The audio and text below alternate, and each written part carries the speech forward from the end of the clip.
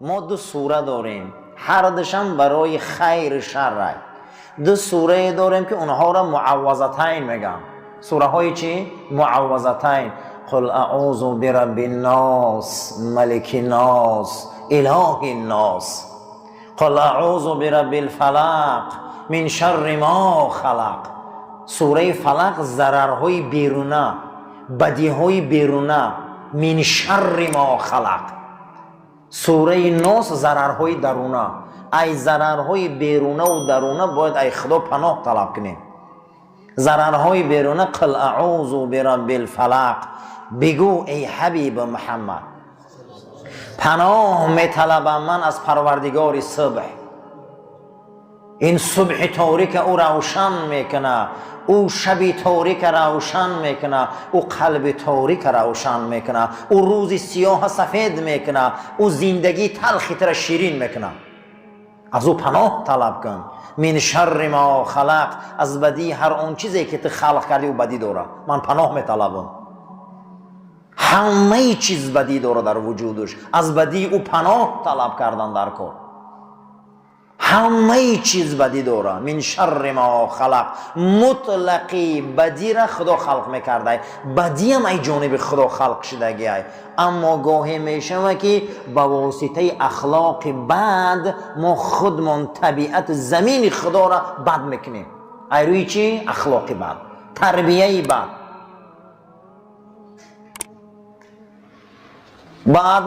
به ادب نه این که همچه خچه کرد بد، بلکه آتش در همه آفاق زد. حضرت رومی میگه به ادب نه این که یک خش لعنتی کنه، کثافت با نیم دنیا را میسوزونه.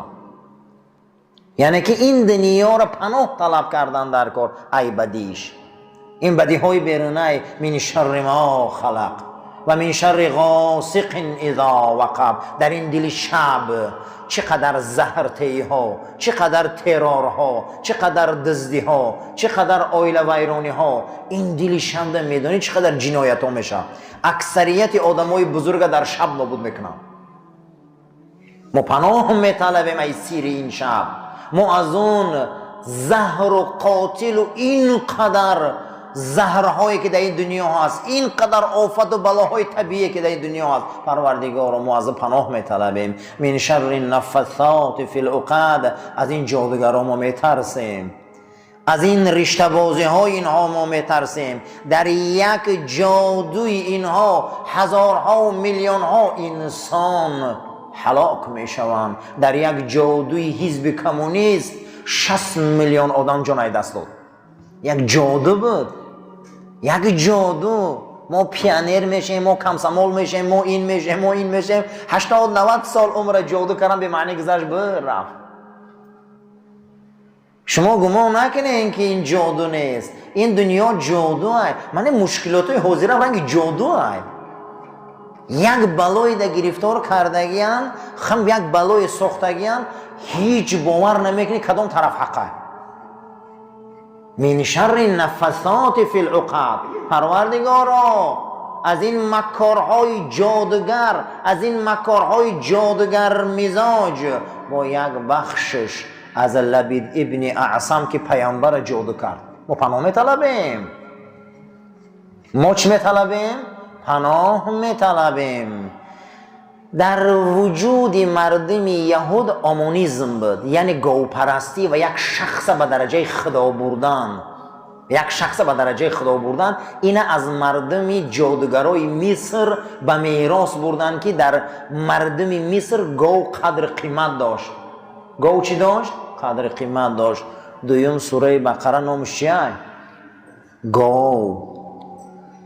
گو در ویا قدر قیمت داشت. اینا در 400 سال همش نفثات فی العقد جادوگرا شدن. همون جادوگری 90% یهود با پررگی از آیین ابراهیم برو آمده بود، مگر چند دانه با درجه شدن، مزتر شدن، نال شدن، در جادوی فرعون غلام شدن. عزیزای جادوی آدم غلام میکنه، جادوی آدم رو در ازالت میبره.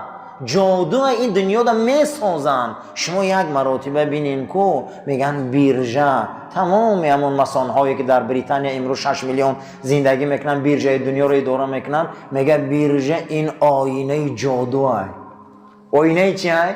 جادو. همه رقم گذاری بیچاره رنگ جادوش کردن، پولش در همون رقمش در کارت میبینم این روز، همون رقمش میبینم، نمیدونم با منفیت کی چرخ زده است، جادوش کردیم. با همونا کم خیلی نگاه میکنه، اگر همین بگم باشه خولی هم کنه دست مایش نمیبیوه.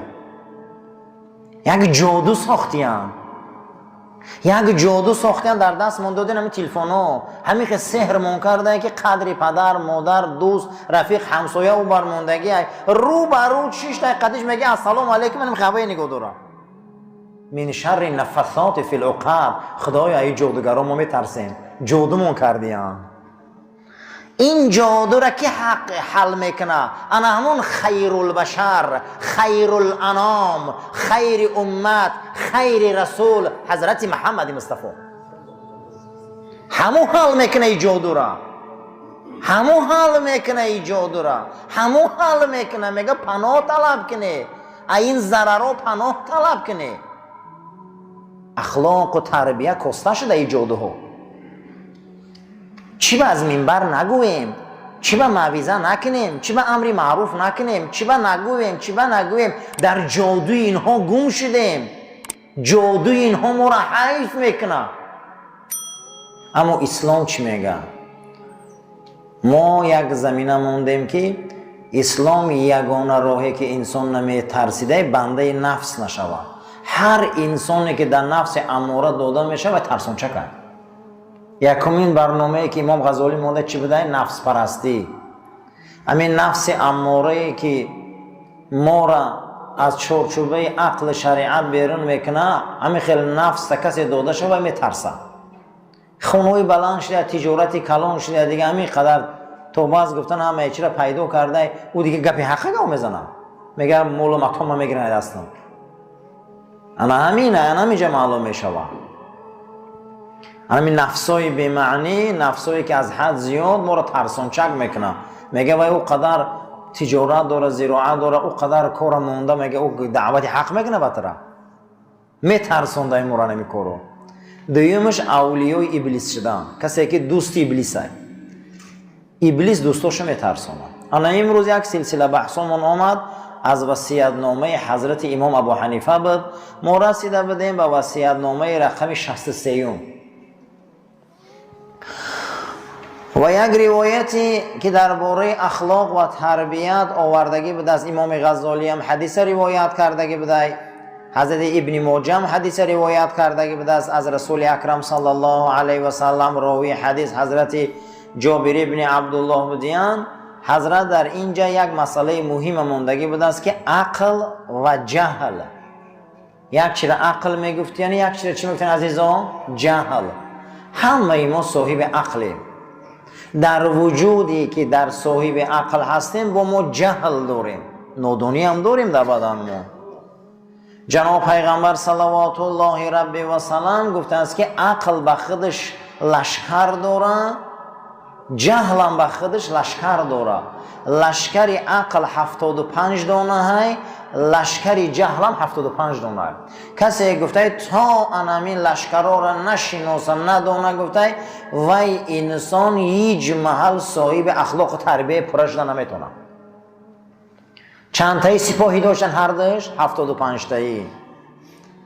هر کسی که انامین اخلاق و تربیه اسلامی را خواه که درست به دست بیاره، باید سپاهی های جهل شناسه، سلطت های جهل شناسه، باید سپاهی های عقل شناسه، باید سلطت های عقل شناسه. رسول اکرم فرمودند یکی از همین سلسله بحثایی که حضرت کردیان که اگر شما به اخلاق کامل مسلمانی رسید و به تربیه درست اسلام رسید، گفته شما سپاهی های جهل عقل شناسید. یکمین سپاهی عقل رسول اکرم گفته الخیر هو وزیر العقل. یکم چی بوده عزیزان؟ خیر این وزیر عقل بوده. همین کتاب خمسه متحیره داشتن، همین کلاسیکای ما بزرگانی، همین نظام گنجوی داستان خیر شر داره. داستانی چی داره؟ خیر شر، بدی و نیکی، 7 اورنگ داره. یک کتاب هایی هستن که ما را چقدر به سوی تربیه و اخلاق میبیارن. اولین چیزی که رسول الله صلی الله علیه و سلم گفتگی بودن که وزیر عقل بده چی بده؟ خیر، نیکی، خیر. یک دروازه هسته که در 119 جاش خدا میگه بیدک الخیر، بیدک الخیر، بیدک الخیر در قرآن. الله جل و علا شانه امت رسول اکرم صلی الله علیه و سلم امت خیر میگه. چی و این قدر ما درین خیرمو این قبدی بسیاره، برای که ما چشم نیکبی نداریم، برای که ما چشم نداریم که خوبی ها را بینه. این دنیا همش خوبی های. این بنا از خوبی آباد شد، این بنا از خوبی درش پر شد، این بنا از خوبی همه جاش نو شد. همه اینها از خوبی های. این جوان مردان ای خوبی به دنیا آمدیان، همه اینها از حلالی به دنیا آمدیان، همه اینها یک رحمتن. وجود اینها همش خوبی های. همین خیلی خیره که اینجا در چشم در کاره که اکنون عقل و وزیر داشته باشه خیره دیده تو نه. ما در درن خیریم. همه وجود رسول الله خیره، پیغمبری خیره. خیر این وزیر عقل بوده است. این خیر فقط نه که طعام تهی و نان تهی، یک بخش از او است. این دنیا به خیر آباده. بیدک الخیر درگاه من همش خیره میگم. نماز خیره، روزه خیره، دعا خیره، راستی خیره، معاملگی همسایگی خیره، همه خیره. دروازه خیر کشاده. کسی خیر داره عقلش وزیر داره. خیر یعنی درگاه او همه نیکیه. بیدک الخیر. جناب پیغمبر صلی الله علیه و سلم امتش امت خیره. در مقابل خیر شر میسته. یک سپاهی عقل خیر بده، یک سپاهی شر جهل شر بده. امروز بدی ها